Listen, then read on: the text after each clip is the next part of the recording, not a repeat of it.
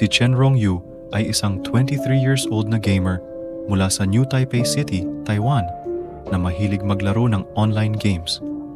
Noong January 31, 2012, nagdesisyon si Chen na maglaro ng League of Legends, isang sikat na online game, sa isang internet cafe sa nasabing syudad.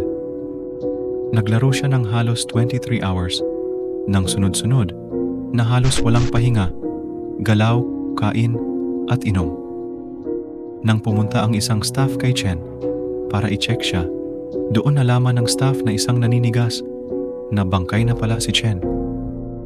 Nakahawak pa rin ang mga kamay niya sa keyboard at mouse at nakatenga ang kanyang avatar sa screen. Hindi napansin ang kanyang kamatayan ng 9 na oras dahil akala ng ibang customers at staff ay natutulog o nagpapahinga lamang siya. Ayon sa mga report, may sakit sa puso si Chen at maaring nagkaroon siya ng heart attack na sanhi ng malamig na klima at pagod.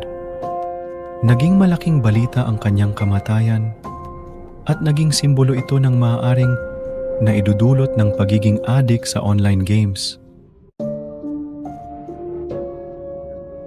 Si Shivdayal Sharma, 82 years old, ay isang retiradong electrician ng Indian Railways mula sa Alwar, Rajasthan, India.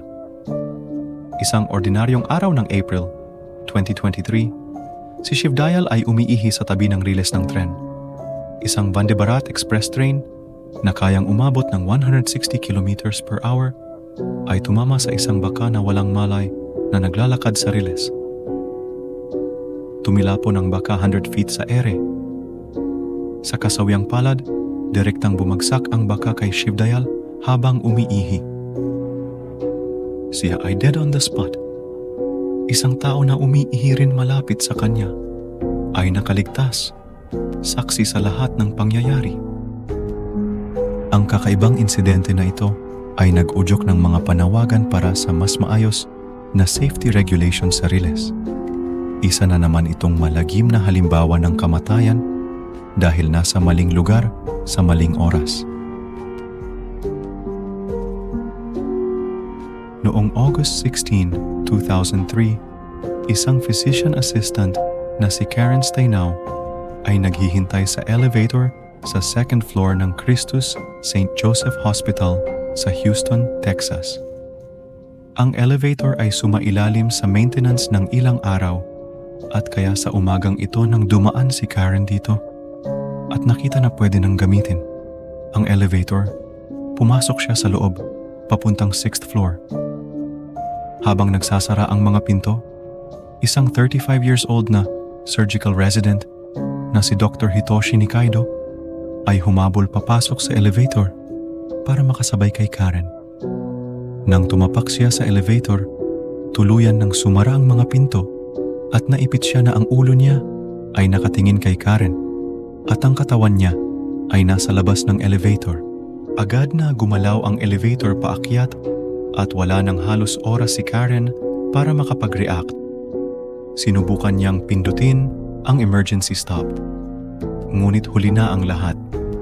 Sa loob ng ilang segundo, ang sahig sa itaas nila ay tumama sa likod ng ulo ni Hitoshi at itinulak siya pababa sa sahig ng elevator at halos tuluyan ang napugutan ng ulo ni Hitoshi. Naiwan sa loob ng elevator ang ulo hanggang upper jaw at ang lower jaw at ang natitirang katawan ay nahulog sa ilalim ng elevator shaft patungong first floor. Nasaksihan ni Karen ang kagimbal-gimbal na pangyayari at natrap sa loob ng elevator kasama ang ulo ni Hitoshi sa loob ng 1 oras. Ayon sa investigasyon, may mga pagkakamali sa pagkakabit ng mga wires ng safety circuit, kaya hindi bumukas ang elevator nang nasa pagitan ng mga pinto si Hitoshi at umakyat ang elevator kahit hindi pa lubos na nagsara ang mga pinto ng elevator. Matapos marinig ang trahedyang ito, gagamit ka pa ba ng elevator?